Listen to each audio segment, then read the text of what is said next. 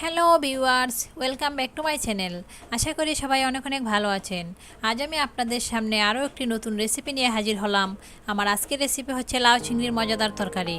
তো যারা এখনও আমার চ্যানেলটিকে সাবস্ক্রাইব করেননি তারা এখনই সাবস্ক্রাইব করে ফেলুন, আর যারা অলরেডি আমার চ্যানেলটিকে সাবস্ক্রাইব করেছেন তাদেরকে অসংখ্য ধন্যবাদ। পাশে থাকা বেল আইকনে অবশ্যই ক্লিক করবেন যাতে আমার নতুন আপডেটগুলো আপনারা খুব সহজে পেতে পারেন। আমার চ্যানেলটিকে অবশ্যই লাইক, কমেন্ট এবং শেয়ার করবেন। তো চলুন দর্শক, আর কথা না বাড়িয়ে আজকে রেসিপিতে চলে যাই। আজকে রেসিপির জন্য আমি প্রথমে এখানে নিয়েছি 15টার মতো মিডিয়াম সাইজের চিংড়ি, নিয়েছি হাফ কেজি পরিমাণ লাউ, নিচ্ছি এখানে আমি 1 চা চামচ পরিমাণ হলুদের গুঁড়ো, 1 চা চামচ পরিমাণ জিরার গুঁড়ো, অল্প পরিমাণ মরিচের গুঁড়ো, 1 চা চামচ পরিমাণ ধনিয়ার গুঁড়ো। এখানে আমি নিচ্ছি আদা রসুন এবং পেঁয়াজ পেস্ট 3 টেবিল চামচ পরিমাণ। এখানে দিচ্ছি 1 চা চামচ পরিমাণ লবণ। এখন পরিমাণ মতো পানি দিয়ে মশলাটাকে আমি ভালোভাবে মিক্স করে নেব।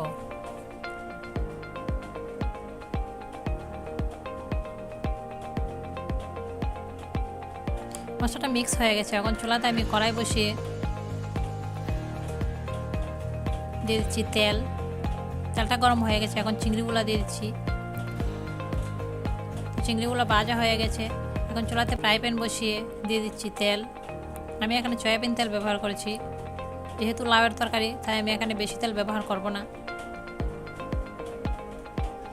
তেলটা গরম হয়ে গেছে, দিয়েছি পেঁয়াজ কুচিগুলো।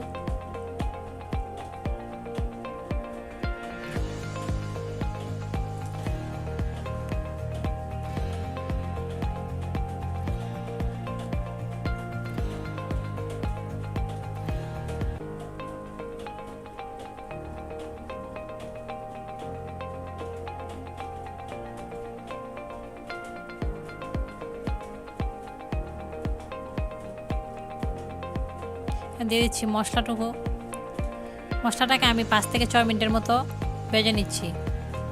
ভাজা হয়ে গেছে, এখন দিয়ে দিচ্ছি লাউ। লাউগুলোকে একটু নেড়ে মশলার সঙ্গে মেখে নিচ্ছি।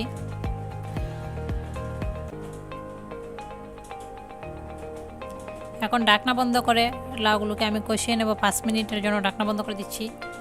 এই পর্যায়ে চুলাটাকে মিডিয়াম টু লোয়ের মাঝামাঝি রেখেছি। 5 মিনিট পর আবারও একটু নেড়ে দিচ্ছি।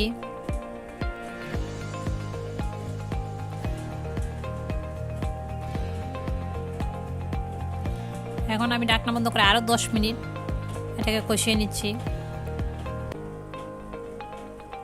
10 মিনিট পর দেখতে পাচ্ছেন লাউগুলো সেদ্ধ হয়ে গেছে।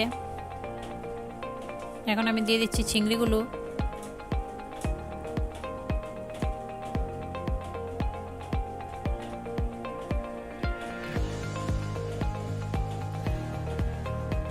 চিংড়িগুলো দেওয়ার পর আরও 5 মিনিট আমি ঢাকনা বন্ধ করে জাল করে নেব। চিংড়িগুলো দেওয়ার পর আমি চুলাটাকে মিডিয়াম টু হাইয়ের মাঝামাঝি রেখেছি।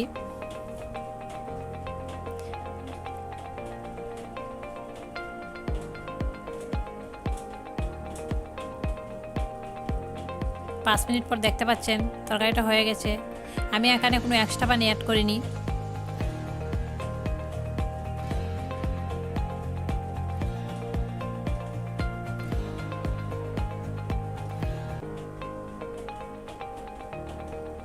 এখন দিয়ে দিচ্ছি কাঁচামরিচ,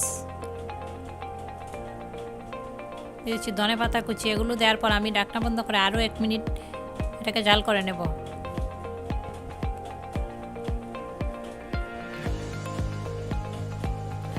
আমার রেসিপিটিকে প্রথম থেকে শেষ পর্যন্ত দেখার জন্য আপনাদেরকে অসংখ্য ধন্যবাদ।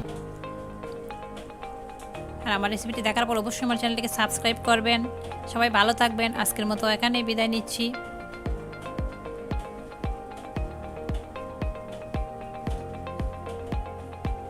Bye bye.